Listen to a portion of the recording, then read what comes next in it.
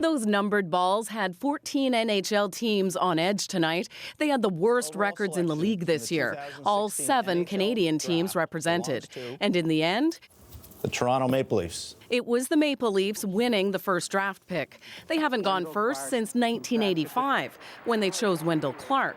The team finished dead last this year and had the best shot.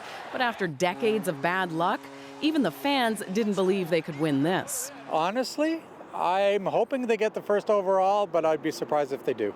How come? The Leafs' luck.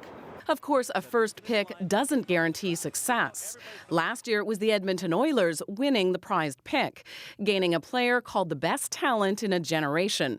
But injury hobbled months of Connor McDavid's season. The winner this year is not going to get a Connor McDavid, but they're going to get a really good player, and it matters. I mean, the way that teams are winning now in the NHL is they're finding these young stars high in the draft and then slowly building around them. It's expected Austin Matthews will go first in this year's draft. The Star Center was raised in sunny Arizona and played in Europe this year, one of several non-Canadians expected to be chosen in the top 10. It's not Canada's game in the playoffs or the draft this year.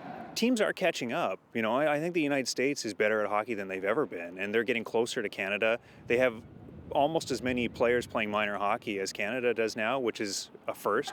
Doing badly does give teams a better shot at winning the lottery. But this year, the NHL changed the rules, meaning even teams that barely missed the playoffs were vying for top draft spot. Will it possibly eliminate that whole philosophy of tanking to finish 30th? Doesn't have that allure anymore of having the best chance of getting that #1 pick. So there's a lot of different storylines that can stem from who ends up getting slotted first, second, and third in this draft. It's still not a sure thing who will be picked first this year. The actual draft doesn't happen until June 24th. REDDEKOPP, CBC News, Toronto.